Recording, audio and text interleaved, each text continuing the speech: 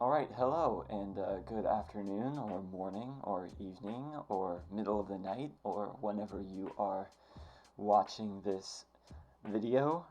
I have a treat for you today because I will be going over a couple, well, I should say one particular world record run of Ultra Kill that I find to be quite impressive.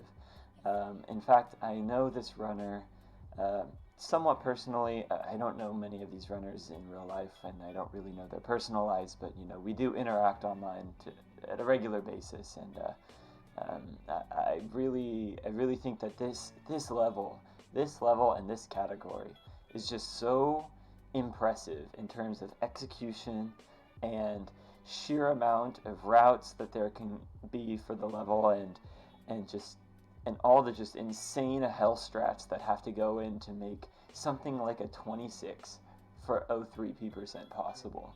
Um, I want to first give a shout out to the runner. The runner, their name is Sinkaj, uh, commonly goes by Sink. They are a fantastic Ultra Kill player. They've gotten many world records in many different levels, in many categories as well. I also want to give a shout out to the people who made this route possible. Runners like Debatable, runners like Hayes, Travis, who ran 03 for a little bit, mostly any percent if I recall correctly, but also runners like CJ. CJ is an old school 03 runner, and Potluck also ran this a little bit for any percent as well. I also want to give a shout out to everybody who goes to speedrun.com and submits a run properly.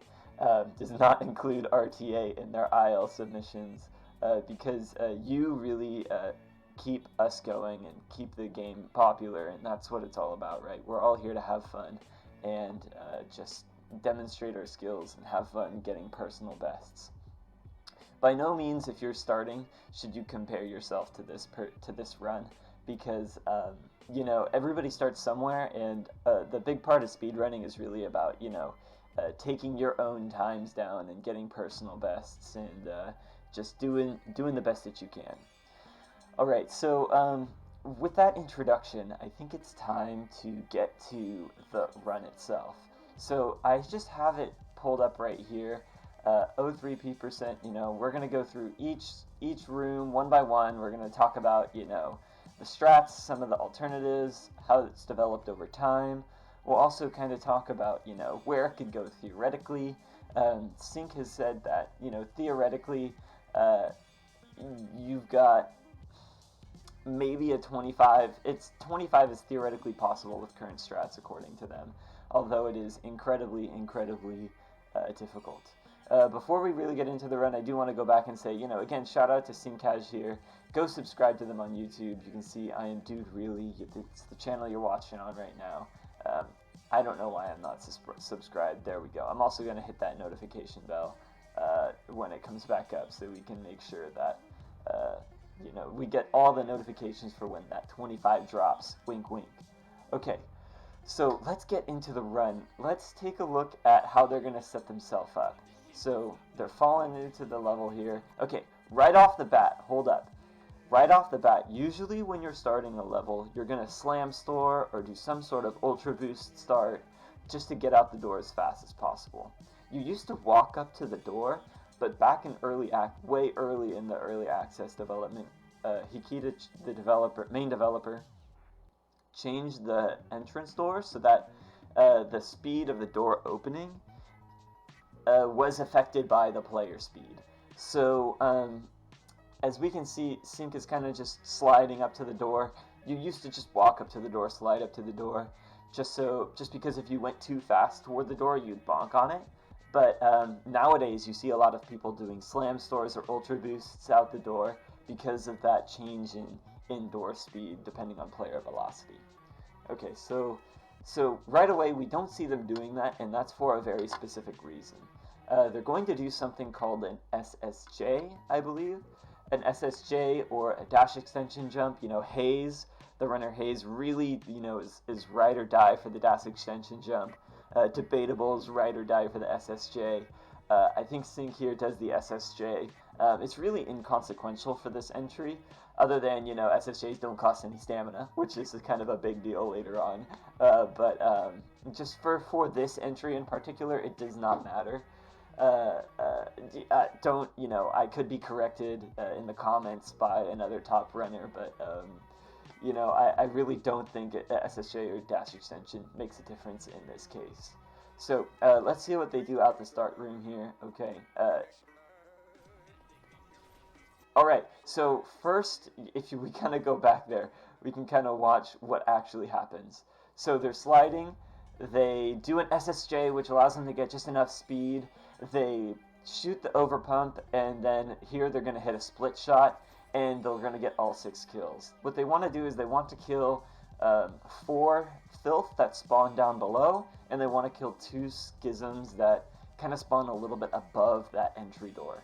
And the reason they do that SSJ to get in instead of just, walking in the room and jumping or using the overpump to get them that height is because the trigger for the filth and the schisms is actually slightly higher than when the player normally walks in. So if you're playing this level casually, you probably walk into the room, you look around for a bit, you walk up the staircase, you turn around, and then the stuff spawns in.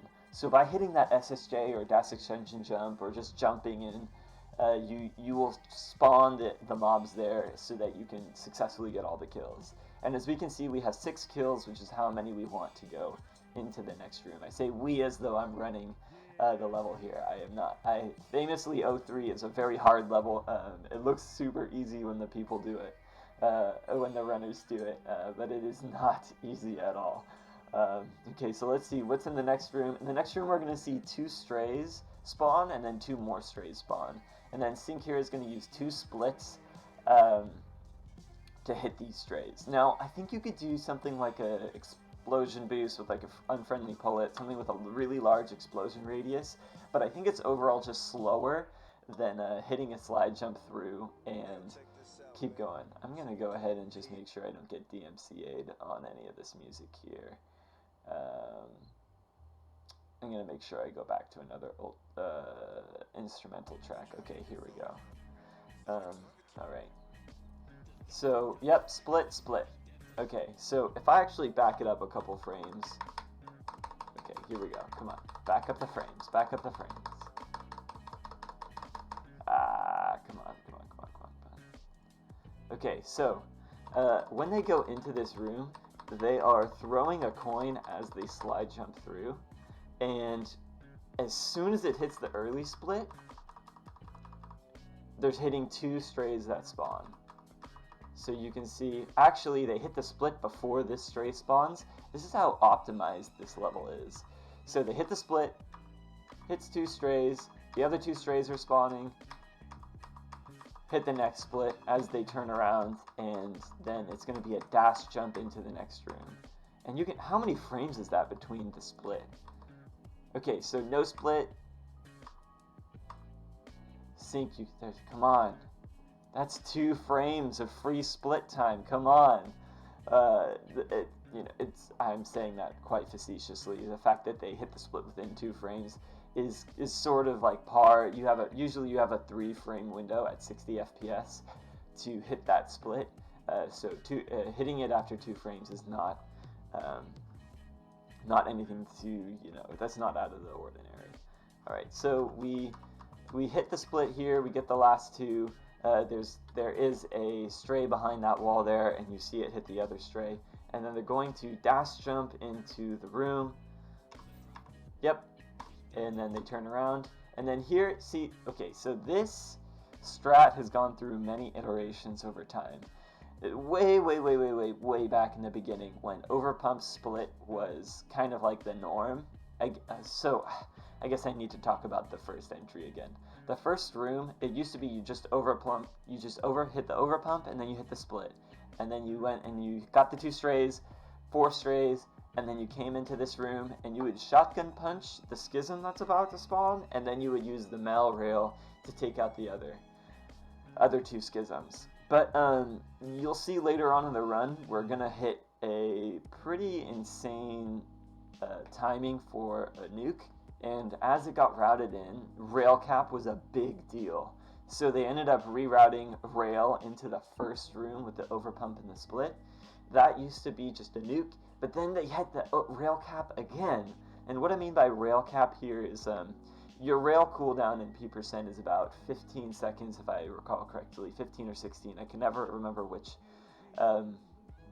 But so in the early days, you would just shotgun punch and then rail the schisms in this room, and then you'd use the rail later on for the SM kill. And then that got rerouted because people were hitting rail cap. So they put the rail in the beginning of the room where you'd hit a nuke.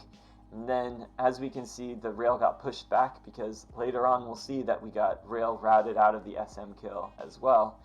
And then that you were able to use rail in the fan room, which we will see shortly.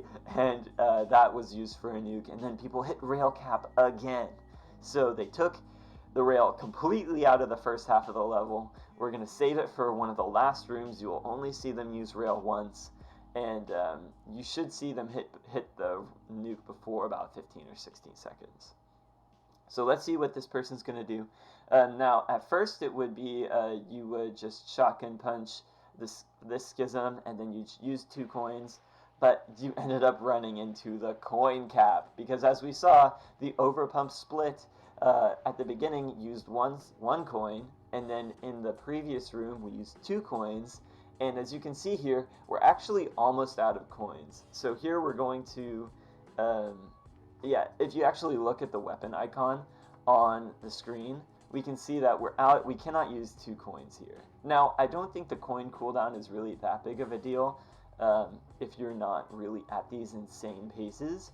But overall, this strat that I'm about to show you is just faster than shotgun punch and then 2 splits.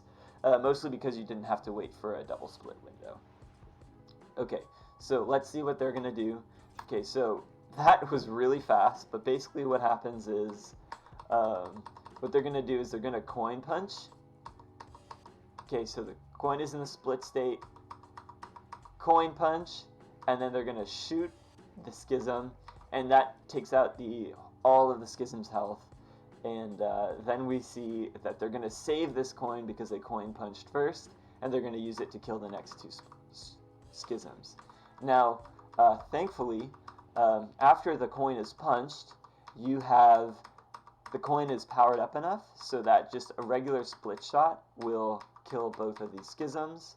So as we can see, if we buffer, come on, keep buffering, it's in the late split window, yes, and right as those schisms spawn, Sync hits this late split, and it does go ahead and kill the next 2 schisms. Alright, so we've gone through a lot of stuff so far, and we've gone through the entry, why you don't just go super fast into the room. We've gone through the first room, how it went from overpump to split, and then it went to nuke overtime, and then it went back to an overpump split.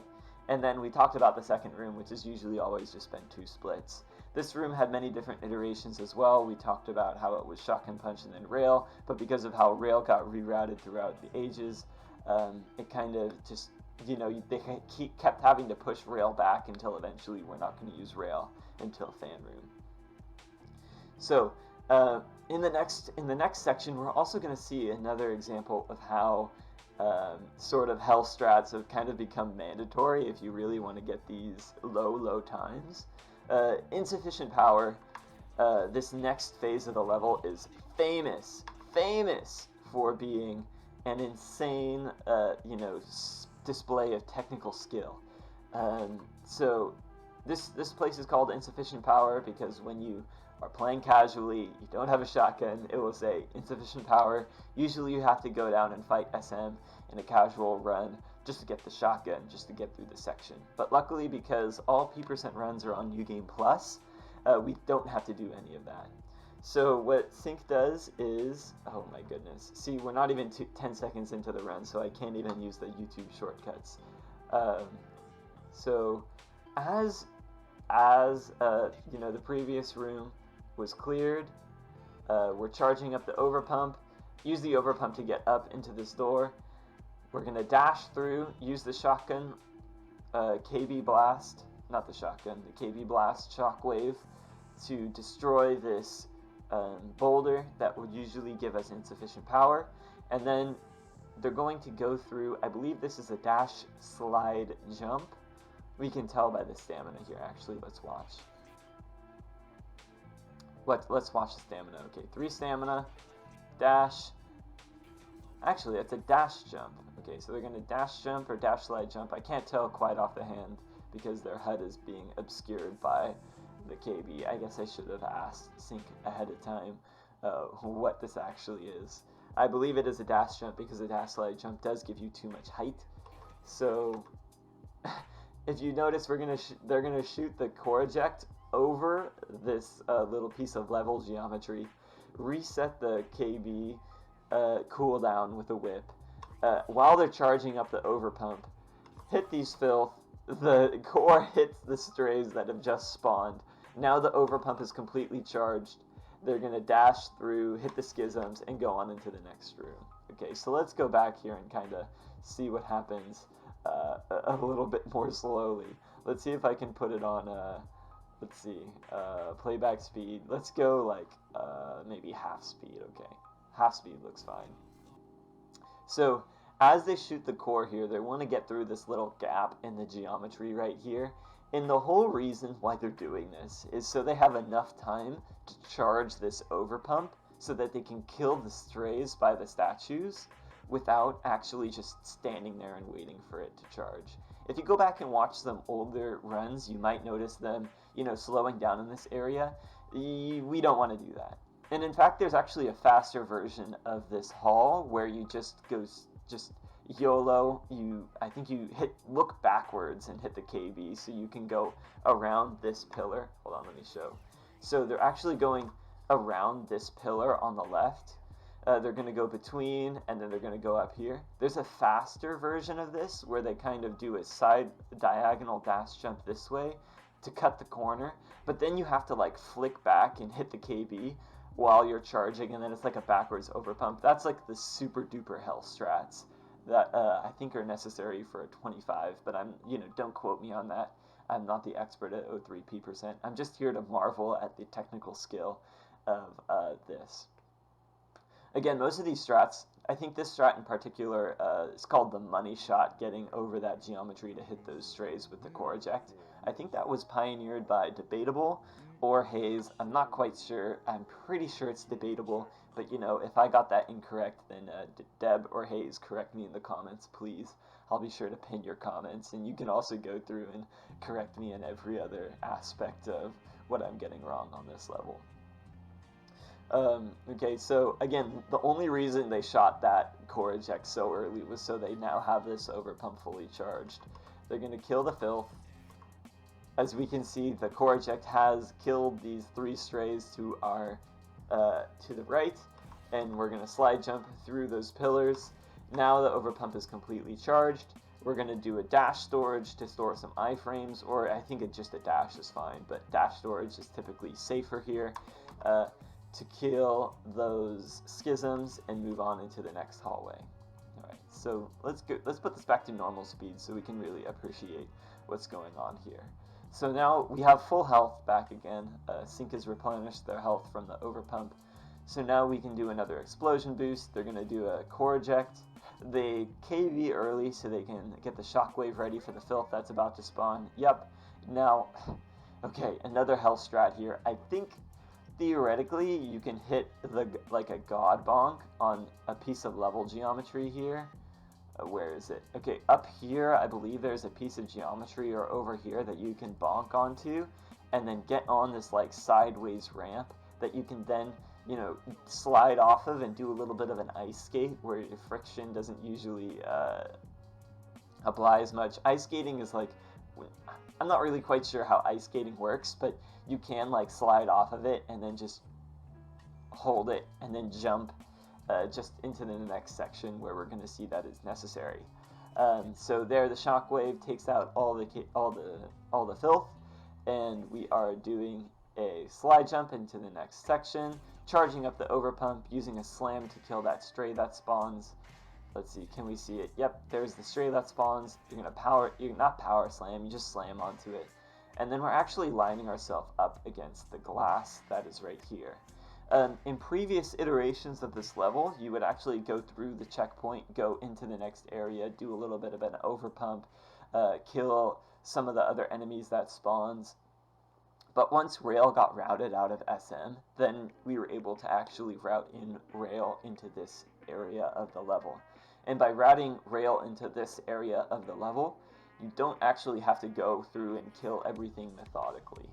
So let's see what they're going to do. They're going to line themselves up with the glass, turn, and they're actually going to overpump boost themselves. This is going to not only open the glass, but it's also going to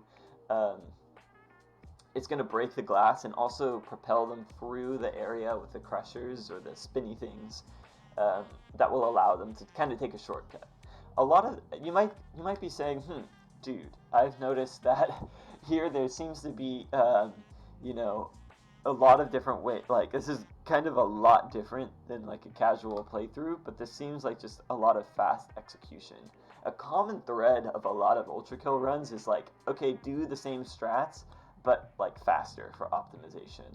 Rerouting is important, but a lot of execution is really necessary for really getting those super low times.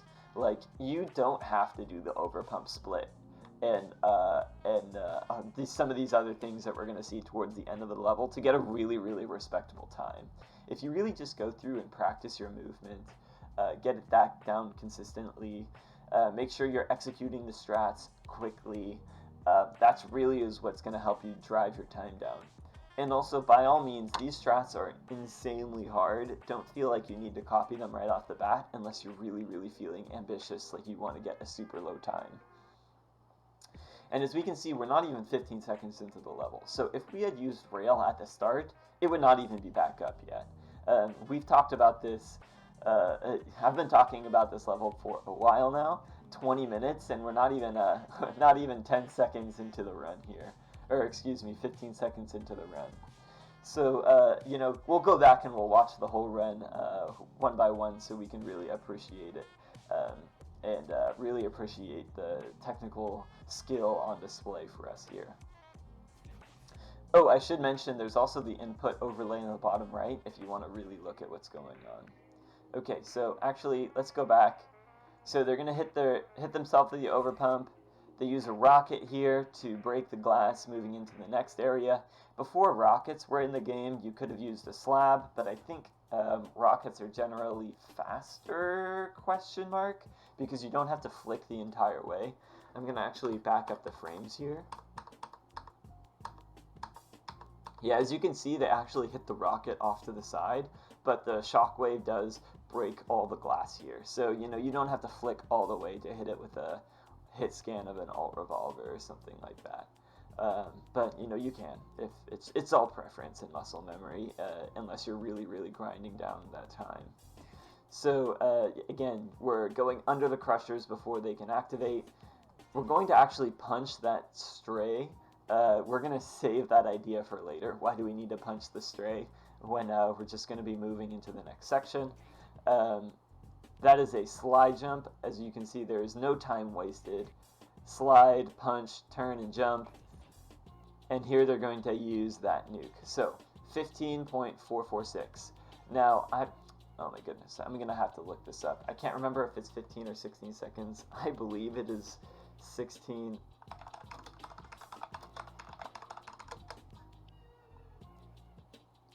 Seconds, yes. Okay, 16-second cooldown. I don't really remember. I typically run inbounds where rail is kind of a non-issue. You just hit a checkpoint and then reset your rail cooldown. But in P%, so if we had used the rail at the beginning of the level, it would not even be up in time. And I guess if you did use the rail at the beginning of the level, you wouldn't be hitting it exactly at 0, 0, 0. You would be hitting it at like maybe a second out of the room, half a second out of the room, so it probably wouldn't even be back by then. So we're going to shoot the core and then nuke everything in this room and it should die. Now, everything usually doesn't die here. What actually happens is you light one of the schisms on fire and it dies over time to fire damage. And one thing that changed in one of the recent patches that patched out actually duplicating kills was that after a room is deloaded, things don't die to fire damage anymore. So it used to be you could light something on fire, and over time, if it was going to die to fire damage, it would have died even if the room was deloaded. But that ended up leading us into some precarious situations where you could like duplicate kills and skip boss fights in P%, which is generally not. People don't like that in P%. But also, apparently the developers did not like that either. So they ended up patching out kill duping by patching out the fire damage over time after an enemy is deloaded. So we're gonna use that nuke again. This is sooner than 16 seconds. So if we had used this at the beginning of the level, this would not be possible. We could not use this nuke in this room. So we would have been wasting a lot more time. And I guess this does kind of show like the cascading effect of rerouting. Like I said earlier that rerouting doesn't save that much time, but what I mean is like individual strats usually shave out like fractions of a second pretty much. But as you start to reroute more strats and as you keep going, it's this cascading effect, especially in P%, where you have to reroute one thing, so you need rail for another thing, or you need oversaw cooldown for something, or you're capped on coins, so you need to go back and reroute another thing, and do we actually get a net time save if we go back and reroute? So that really is where like the genius of some of the routing set forth by particularly runners like Hayes, Stuon, and Colin, and other really top level runners going through and really optimizing these levels. It really comes down to like, okay, yeah, this saves time here in an isolated specific situation, but with P% in particular, does it save time overall? Like, is there a net time save? And that's something to really keep in mind. P% is quite unique in that way because you're not allowed to checkpoint, you're not allowed to die, and because of that, you cannot actually like reset your weapon cooldowns, which causes some very unique and interesting routing opportunities for the category. Ironically, usually things that are routed in P% are optimal even for any percent as well. So just something to keep in mind for all you any percent runners. You might want to go steal P% arenas. It's usually optimal. So that being said, we're gonna hit. They hit this nuke in this room, and then they're running through. As you can see, they don't actually kill everything with the nuke. We have 45 kills here, but as we move into the next room, you're gonna see it tick up to 46. Let's see if we can see it. Okay, yeah. So we saw 46 for a brief second there. There it is, 46. And at this point, once you go through this door, once this door opens, that room is completely deloaded. Like no enemies in that room are loaded in. And so on current patch, if you went through and you actually like did these strats, if you went too fast here, you would not get that extra kill. And I think, I'm gonna go into a tangent here about current patch records. Usually things that are patch locked are actually patch locked to a specific patch or a pre-specific patch. But just because something is submitted on a current patch doesn't mean that, suddenly when you go and get a current patch quote unquote record, it's actually like the record for those strats. And I don't mean to be disparaging towards anybody on YouTube or anybody who goes and advertises their current patch record, especially if the category is actually patch locked. But just be aware that a current patch world record doesn't necessarily mean it's the fastest you can go with those strats, or it's the fastest someone has gone with those strats. So current patch world records are a bit of a misnomer unless it's specifically like a patch locked level like 5-2, 5-2 any percent specifically. I guess 5-2 P% now that kill duping was killed as well. Kill duping was, destroyed and obliterated off the face of the earth. Golly, what are some other levels that are patch locked off the top of my head? 1-4, because V2 slide got patched out.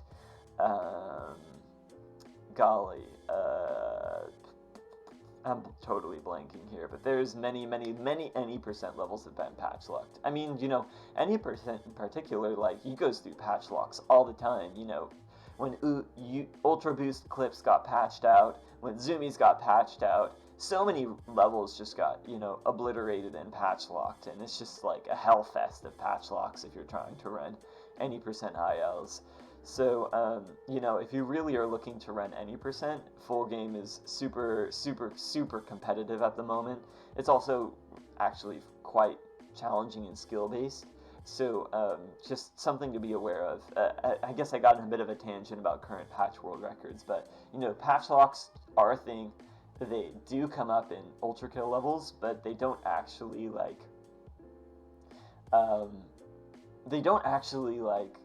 matter that much, I guess you could say. And because, also, I guess I shouldn't say they don't matter that much. What I should say is, current patch world records are an accomplishment, definitely, but you should also compare those current patch world records with the strats from previous patches. Are they significantly different?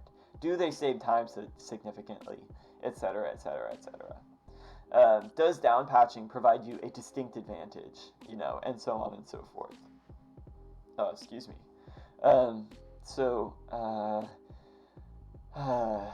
Anyways, where was I? Oh yeah, so here, the door opens, so the previous room is deloaded, so the fire damage, this is on an old patch, so the fire damage will kill that schism. On current patch, this won't work. You would need to wait to open this door until you had 46 kills. I need to also rewind a little bit here as well. So the reason we punched this stray, the reason we had to hell with this stray in particular, is because we wanted to get health back for this double core eject boost that's going to happen. So they're going to jump and drop the core, double swap, and this actually gives you just enough height to go into this area and hit this second core eject boost. As you can see, there's 70 health here. They had consumed 70 health with 2 core eject boosts. If they did not punch that stray, or if they had gotten hit by the outer shockwave of that rail, there would be not enough health to hit this strat. So just goes to show how precise, and how important it is to, execute your routes precisely, because it's super important that you don't get hit by that rail, and then you can actually hit this double core eject, and now we have our saw out, getting ready for the swords machine kill. And oh boy, swords machine kill. I am going to go in depth about all the different ways that swords machine kills have evolved over time. Not really in depth. I don't know all the super intricate things, but I do know that there's probably more kills for swords machine than you would expect. So here, what Sync is doing is they're getting a full overheat charge on the overheat saw. They're going into this room, launching the saw to bounce back and forth between the doors, and now they're setting up a coin punch so that they can power up their coin and get ready for this, for the actual kill strat. So they have the coin out, they've double swapped to their shotgun, they're going to pump shotgun twice, 1, 2, and then they're about to shotgun parry swords machine and then turn around and coin punch. Now, this has not been the strat for all of the existence of 03p%. Clearly, Sawgun was not in the Saw Blade Launcher was not in the game at one point, but I guess one should say, at one point when, earlier on, the common practice was to just, shotgun parry swords machine, and then continue with shotgun parrying and punching with a KB, and then once you got swords machine to the second phase, you would rail coin swords machine, and that would really chunk its health, and then you could finish up with some shotgun swaps. But that ended up, people ended up figuring out, why am I wasting so much time just sitting here shotgun swapping and shotgun parrying swords machine? Not that that's a bad strat by any means, For reference, Sword Machine does take, I think it's 150% damage from all shotgun parries, and extra damage from shotgun on top of that. So it is worth it to like use that strat if you don't feel like going for coin punch strats here. It's definitely better than just, going willy-nilly and trying to, freestyle on Swords Machine. Just methodically going through shotgun parrying and then using a rail coin is not a bad strat by any means, especially for full game. But here, when we wanted to really when I say we as if I was around for this, this is before my time, but when they wanted to route out electric rail, they were like, okay, why don't we use rail for that nuke in the fan room earlier? But now we don't have rail to use for Swords Machine here. And this is where I was mentioning, you can get really, really, really creative with P% routing. So what people did at first was they did this basically, but without the saw. But so you would toss this coin as you came in the room, how we see Sync doing here. You toss a coin without the saw. Imagine this without the saw. You throw a coin, you double pump, and then you shotgun parry, and you do this coin punching stuff that we're about to see. And that really, it was pretty good. It was pretty good. But once Sawblade came out, they were like, what if we did this, but we just throw a saw in the middle of it? And it ends up being that actually does significantly, grind down the time for this kill. So a Sawblade, a fully charged Sawblade, does 3 damage per pass-through, and there's up to 7 pass-throughs, which is 21 health.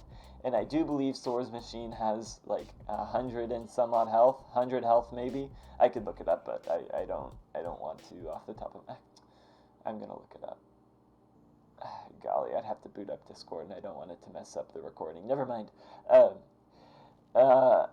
Someone can correct me in the comments how much health Swords Machine really has. I believe it's 150 health or something like that, or 100 health. 150 seems too much, maybe 100 or 125. But it does have a significant amount of health. But 21 damage for either 100 or 125 health is a significant chunk.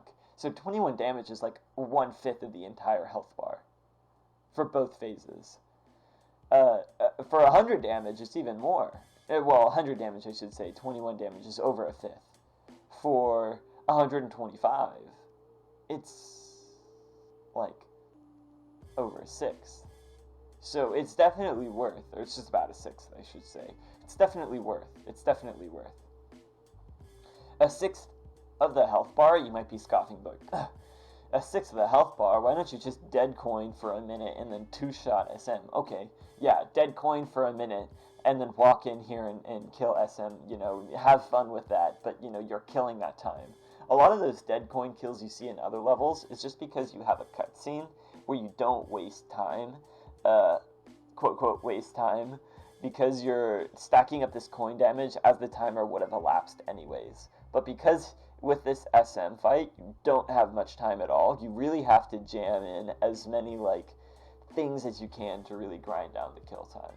And that's why I kind of say SM has many different kill iterations, and it's really kind of a unique boss in that way. So let's see. They're double pumping the shotgun here. They're going to shotgun punch, they're going to flick, and they're going to hit this coin punch.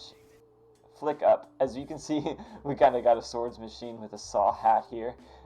As the saw is passing through, they're going to be shotgun swapping and coin punching. The hard part about this strat is that at any point you can punch the saw, and then it kind of just screws up. So the idea here is you want to do this while avoiding punching the saw, and also still, coin punching and shotgun swapping and alternating between those. So as you can see, we're coin punching and shotgun swapping, alternating, and then right as we're about towards the end, we have enough damage on the coin. I just say we again, as if I'm doing the run, or I'm doing the run with them. This is all Sync. Again, subscribe to Sync if you haven't already. And then you do indeed have, this is my alt internet account. That makes sense. That makes sense why I wasn't subscribed to them. Alright, well, Sync, you get 2 subscribers from me. So Anyways, back to the kill. There is enough damage on there's enough power on the coin now, because again, as you punch coins, it does power up, that we can just shoot it, and then it's finished off with the slam. Actually, is that finished off with a slam? No way that's finished off with a slam. I remember this kill being dependent on slam damage, but I didn't think it was that dependent. Okay, we're going to have to look at this. I'm going to slow this down to like a quarter speed, and we're going to watch this. So if this is dependent on slam damage, I'm going to lose my mind on like... Yeah, okay, so...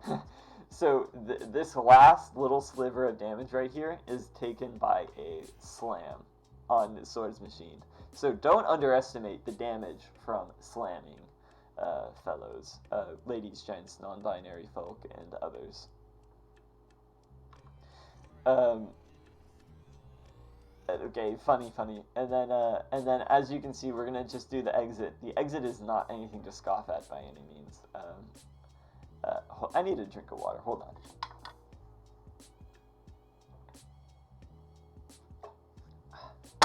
Man, I got this flavor of sparkling water. It's like melon. I don't know if anybody else has had this. It's like a liquid death. Absolutely delicious. It also doesn't help that it's got insane branding with like a skull, and it says like "murder your thirst" at the bottom. It's just so good. This ruthless tallboy of flavored sparkling.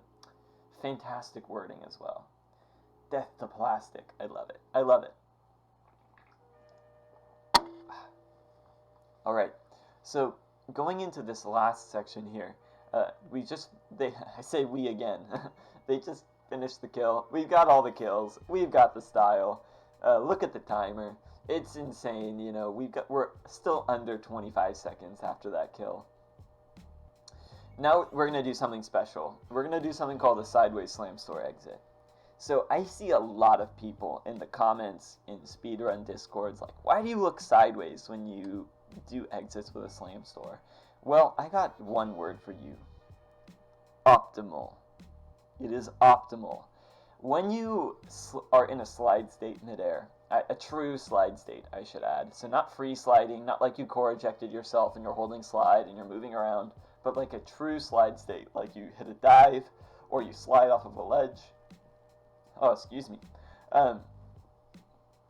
If you look sideways and then you hold A or D, or if you're just moving sideways in a true slam state in general and you hold the A or D for the respective direction going forward, you will actually gain speed, 5 units of speed. For reference, I think V1 walks at like 25 units of speed, 15 units of speed, so it's actually a significant amount. And it's enough to actually get it so this slam store exit can match or get really, really close to ultra boosting through this door. So let's see how this goes. So they're storing up the slam. They're going to time their slam store to get through the door as it opens. Let's actually count the frames of how many frames the door is open before they get through. So as you can see, we're really pushing it. So they're on the ground. 1, 2, 3, and we're going through. Okay, so like about 3 frames, but keep in mind V1's model can't get through on the first frame. Probably you need the first or second, or you need like the second or third frame to actually get through. So insane timing on the exit, really, really clean. They just get through the door. They're gonna flick to the side, and then actually if you look at the input registry, they're already kind of holding D because they were just to correct their misalignment here. Holding D, flicking to the side, and into the exit pipe. Hopefully they don't end on the ledge here. Yep, all the way into the end pipe. So that was a really good slam store exit. Let's watch that again on full speed. Yep, and a 26.9. Fantastic time. 27 was a huge goal for some of the OG runners. Specifically, 27 was... Well, not, I shouldn't... Yes, OG runner Debatable specifically. Debatable really pioneered the popularity of 03. Debatable for a long time had a goal of hitting a 27. They had a really low 28. They had like a lot of 27s with missed kills, but never really that 27 with the full kills and everything they need. I could be wrong. They could have a 27 somewhere, unlisted on their YouTube channel. It might be disappointed 27 or something like that. Disappointing 28. I think it's disappointing 28 because they hit this ledge on the end pipe and it just like killed their time. It would have been a 27 too if I recall correctly. So I think what happened with Debatable is this little part here they ended up like slamming on and it just ruined their time. But here, you know, Sync was able to squeeze out enough time to get ahead and actually pull ahead a full second of a 27 and actually nail the 26. Fantastic run, a tremendous display of skill. In fact, so tremendous, I think we should just go ahead and watch it back at full speed and full glory. I'm just gonna stop talking and let the video play.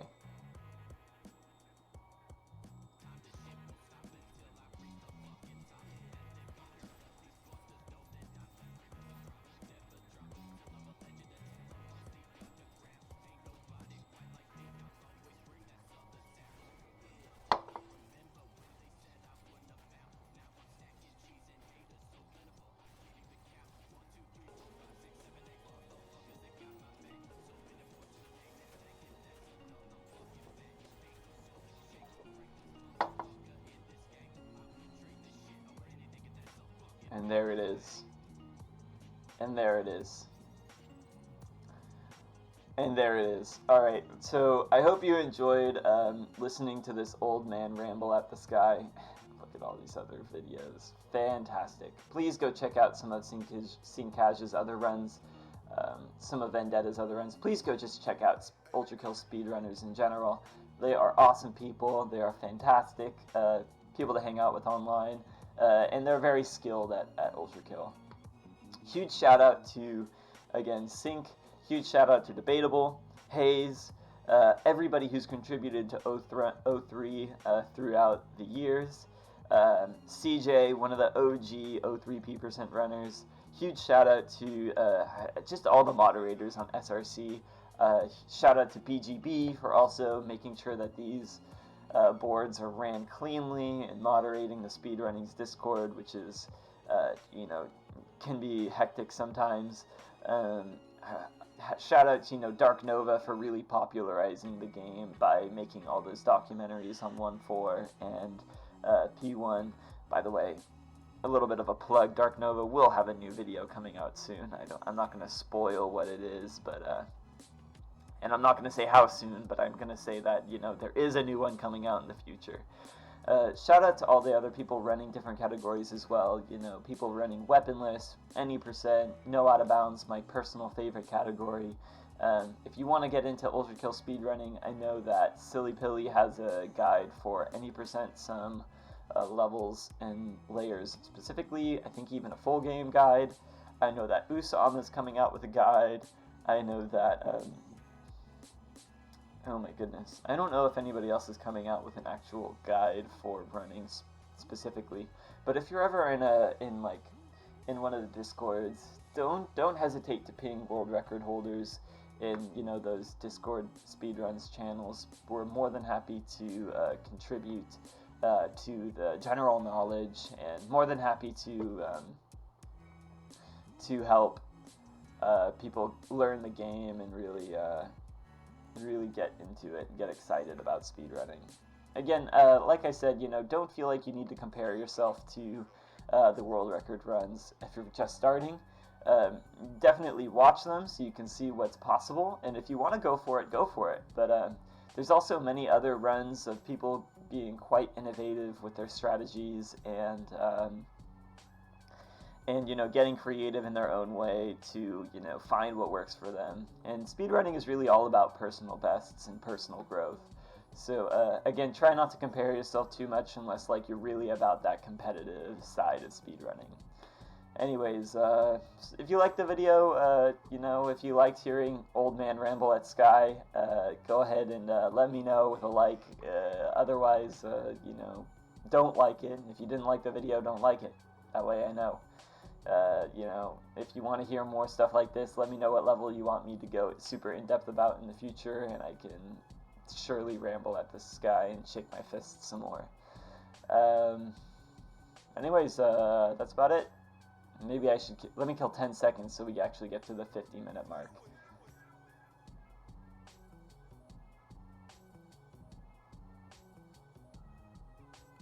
Alright, peace.